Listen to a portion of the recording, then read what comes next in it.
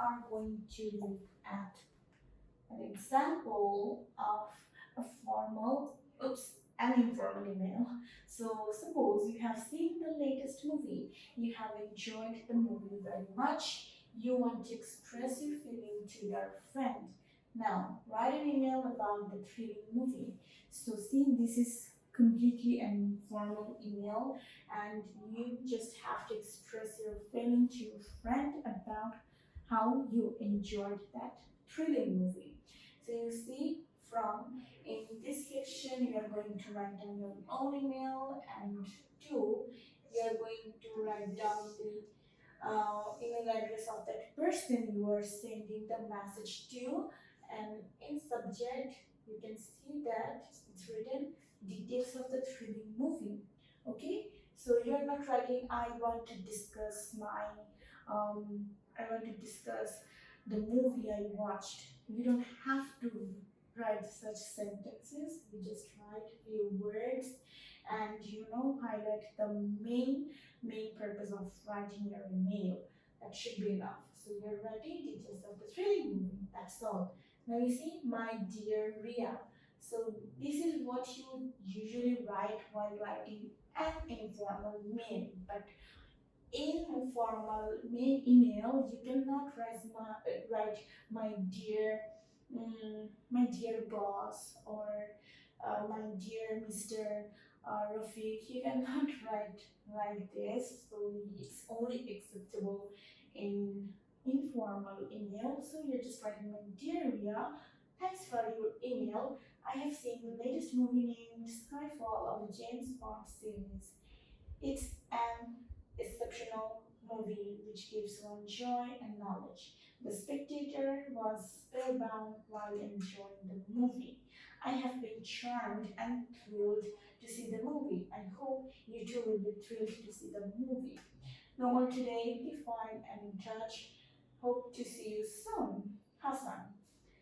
Now see, this informal email reflects all the rules that we have discussed previously.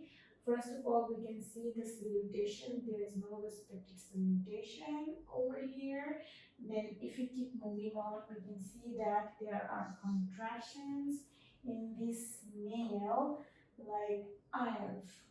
But informal email, you can never do this. You can only do it if it's an informal email.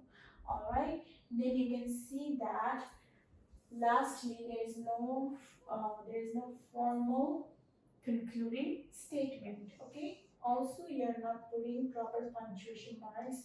You can use exclamation mark in informal emails, and you can see that there is no formal signature like yours sincerely or best figures. These are what you use in your formal emails, but in informal emails it's not that necessary. You can just write your name and that's it. You don't even need to write your designation and your address, but you all have to do it in formal emails. All right, so you see that the sender is not talking about what happens in the movie, but he just wanted to express that how much happy he is, and that is what he exactly wrote in the body email. All right. So this is how we should write the email, no matter what. It should always be precise no matter what. If it's an informal or formal email, you should always be precise and the language should be simple. Alright, now moving on to our last mail, and that is a formal one. Since we have already seen an informal one, now we are going to look at a formal email. Now let's read it out. Suppose your mother, there is a small mistake, your mother has fallen sick, so you have to go to see her. You have a report to submit on a designated deadline. Now, write an email to your boss to extend the deadline. So it's basically a request email. So when you request somebody, you usually write an email. So in that case, you are going to write your own mail address, and then you're going to write the email address of your boss, and then comes the subject. So while writing the subject, it's very important to choose correct words for your subject. As I was saying, it has to be catchy and it has to be precise. It says extension on report deadline. See, this is a very good subject for this topic. Extension on. You're not writing, I have to extend my report deadline. You're not writing like this. Rather, you are writing extension on report deadline. So in subject, it has not to be a sentence. Rather, it can be like this. Okay.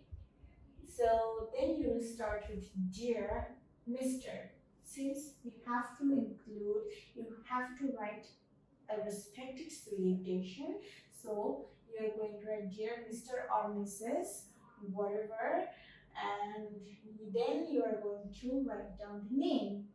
Suppose the name is Akbar. So you will write dear Mr. Akbar. And if it's a girl or a lady, you can write Miss Trina or what whoever she is, you're just going to write down the name. Alright? Then let's read out this mail. I'm writing this to request you for an extension on the XYZ project report, which is due on this date.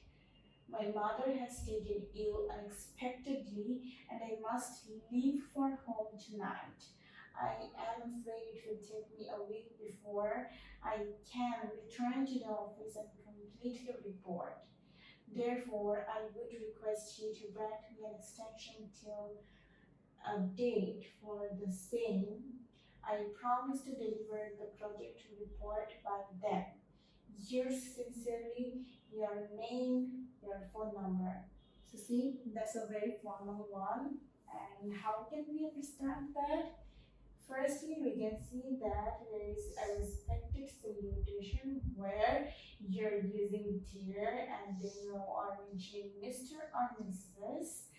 Then we can see that you are writing all the sentences in a complete way. So you can just put any date over here. I've just written down like this, or XYZ project. You can mention a name if you want, but in the question, if you see any name, any organization name, or any person's name, then you have to include them in your mail. All right. Then you can see that it only talks about his problem. So he is just mentioning the main problems he's facing, and then he is just requesting in one or two sentences. He is not even using any emotional tone, like, sir, if you do not allow me um, to extend to go to see my mother, then I will not be able to finish writing the report. Not only this, I will be very much disheartened. So no unnecessary sentence in writing formal while writing formal email. So see, there is no emotional tone in this mail. Rather, it has kept very much formal, and you can see it by yourself that there is this concluding statement where therefore I would request you. So this happens in a formal email where you write a concluding statement. You write like this: I would request you to grant me an extension till this date for the same. I promise to deliver the project report by then. So this is how you conclude the statement, and later on you write it like this: yours sincerely or best regards. Usually this is very formal, yours sincerely, and make sure whenever you're writing yours sincerely, this S has to be capital as well. Alright, this U and S, both letters will be capitalized. And then you will write your name, and then you're writing your phone number. See, in informal emails, you do not write your phone number or your address or even your designation. You just write your name and you're done. But in formal email, you have to keep all these things in your mind that you need to write it like this. Okay, you might need to put your phone number over here or your designation. All right, so this is how you have to write a formal email. All right, so I hope you are clear about this both types of email. So before writing the email, you should also remember what kind of email you are writing. If it's an informal email, you have to recall the rules of informal email. And when you're writing a formal email, it is also important that you remember how to write an formal email, and that is how we are going to you're going to write a proper email. And if you keep those rules in your mind, then you will make very less mistakes. So I hope you have understood this topic. We are going to see another writing topic soon. So till then, stay safe and take care.